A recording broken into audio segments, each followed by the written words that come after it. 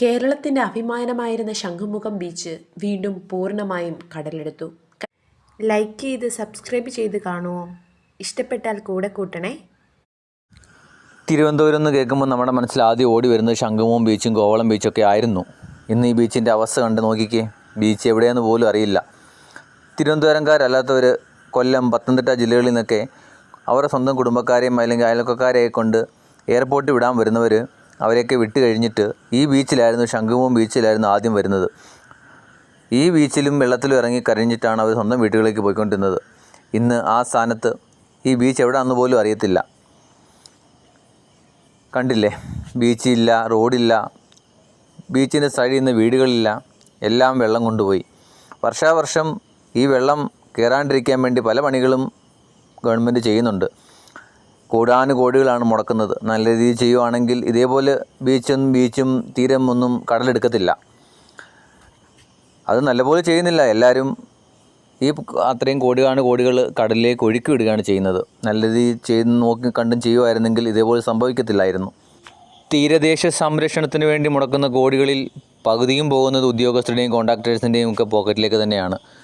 ഈ ശംഖുമുഖം ബീച്ചിലേക്ക് വരുന്ന ടൂറിസ്റ്റുകളെ വിശ്വസിച്ചാണ് ഇവിടുത്തെ ചെറുകിട കച്ചവടക്കാർ കടകൾ നടത്തുന്നത്. ടൂറിസ്റ്റുകൾ ഇവിടെ വന്നില്ലെങ്കിൽ ഇവരുടെ ഉപജീവനം എങ്ങനെ നടക്കും? അതുപോലെ തന്നെയാണ് മീൻ പിടിക്കാൻ പോകുന്ന മുക്കുവരുടെ അവസ്ഥ. കടൽ പ്രക്ഷുബ്ധമാണ്. അതുപോലെ തന്നെ ട്രോളിങ്ങും വന്നിരിക്കുന്നു. ഷിപ്പ് അപകടമൊക്കെ വന്നു കഴിഞ്ഞാൽ പിന്നെ ആരും മീനും മേടിക്കുന്നില്ല. ഈ മണ്ഡപം മാത്രമുണ്ട് അവിടെ. കുറച്ചുകൂടി കഴിയുമ്പോഴത്തേക്കിന് മണ്ഡപം വരെ വെള്ളം എത്തും. മണ്ഡപത്തിൻ്റെ തൊട്ടടുത്ത് വരെ വെള്ളം എത്തി. ഇനിയും കുറച്ചുകൂടെ ഉള്ളൂ. അതുപോലെ തന്നെയാണ് ഈ തിരുവനന്തപുരത്തെ മിക്ക ബീച്ചുകളുടെ അവസ്ഥ. വെള്ളം കയറിക്കൊണ്ടേ ഇരിക്കുകയാണ്. കണ്ടില്ലേ വെള്ളത്തിൻ്റെ ഒരു ഭീകരത. കഴിഞ്ഞ ദിവസം വരെ 2-3 ദിവസം വരെ വെള്ളം ഇത്രത്തോളം എത്തിയില്ലായിരുന്നു. ഇപ്പം കയറിക്കൊണ്ടേ ഇരിക്കുകയാണ്. ഓക്കിയും സുനാമിയൊക്കെ വന്നു കഴിഞ്ഞാൽ പിന്നെയാണ് തീരദേശം ഇതുപോലെ അപകടാവസ്ഥയിലായത്. ഇനി മുന്നോട്ട് പോകുമ്പോൾ എത്രത്തോളം അപകടം നിറഞ്ഞതായിരിക്കാം ഈ തീരദേശം. കണ്ടില്ലേ, പാവപ്പെട്ടവൻ്റെ ജീവന് ഭീഷണിയാവുമ്പോൾ മാത്രം കണ്ണു തുറക്കുന്ന അധികാരികൾ. അവനും ഒരു കുടുംബമുണ്ട് എന്ന് മനസ്സിലാക്കാതെ, അവനും കഷ്ടപ്പെടുന്നത് ഒരു കുടുംബത്തിന് വേണ്ടിയാണ് എന്ന് മനസ്സിലാക്കാതെ പ്രവർത്തിക്കുന്ന അധികാരികൾ. ആർക്കെങ്കിലും എന്തെങ്കിലും സംഭവിച്ചെങ്കിൽ മാത്രമേ ഞാൻ കണ്ണു തുറക്കൂ എന്ന് വാശി പിടിക്കുന്ന അധികാരികളോട് എനിക്ക് ഒന്നേ പറയാനുള്ളൂ. തിരുവനന്തപുരത്തിൻ്റെ ഏതാണ്ട് പകുതിയോളം അധികം താമസിക്കാതെ കടൽ വിഴുങ്ങും. പിന്നീട് വിഷമിച്ചിട്ട് കാര്യമില്ല. ഇപ്പോൾ ചെയ്യാനുള്ളത് ഇപ്പോൾ ചെയ്തെങ്കിൽ മാത്രമേ നമ്മൾക്ക് പല വിപത്തുകളെയും ഇല്ലാതാക്കാൻ സാധിക്കുകയുള്ളൂ. ചെയ്യാൻ അധികാരികളുടെ കണ്ണു തുറക്കട്ടെ.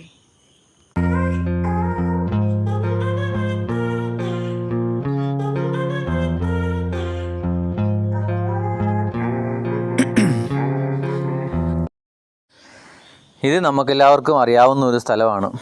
നല്ലൊരു തീർത്ഥാടന കേന്ദ്രമാണ് വെട്ടുകാട് പള്ളി. വെട്ടുകാട് പള്ളിയും പരിസരമൊക്കെയാണ്. വെട്ടുകാട് പള്ളിയുടെ ഫ്രണ്ടിലുള്ള ഒരു ബീച്ചായിരുന്നു ഇത്. ഇന്ന് ഈ ബീച്ചില്ല.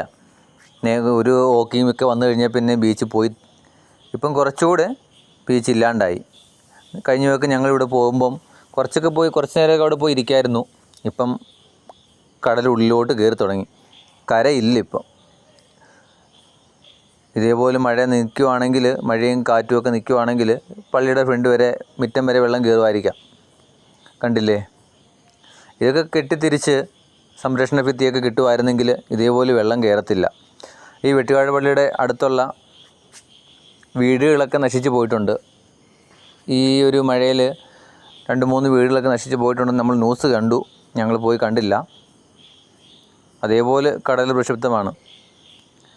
അതുപോലെ തന്നെ നമ്മൾ ഈ വലിച്ചെറിയുന്ന വേസ്റ്റും കാര്യങ്ങളും എല്ലാം ഈ തീരത്തെല്ലാം ഉണ്ട്. കുപ്പിയും പ്ലാസ്റ്റിക്കും അങ്ങനൊന്നും ചെയ്യാണ്ടിരിക്കുക. നമ്മൾ പ്രകൃതിയെ സംരക്ഷിച്ച് മുന്നോട്ട് പോവുകയാണെങ്കിൽ കുറച്ചുകൂടെ നമ്മുടെ ആയുസ് മുന്നോട്ട് കൂടും.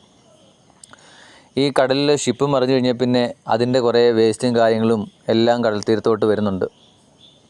വെള്ളമെല്ലാം കടൽ മലിനം തന്നെയാണ്. നേരത്തെ മലിനമായിരുന്നു. നമ്മളായിട്ട് മലിനമാക്കി. ഇപ്പം ഷിപ്പ് മറിഞ്ഞ് കുറച്ചുകൂടെ മലിനമായി തുടങ്ങി. അധികാരികളുടെ കണ്ണ് തുറക്കട്ടെ. വീഡിയോ ഇഷ്ടപ്പെട്ടാൽ ലൈക്ക് തരാനും കമൻറ്റ് ചെയ്യാനും സബ്സ്ക്രൈബ് ചെയ്യാനും ഒന്നും മറക്കരുതേ. ഇന്നലെ വരെ ഈ ബാനർ ഇവിടെ അല്ലായിരുന്നു. കുറച്ചും കൂടെ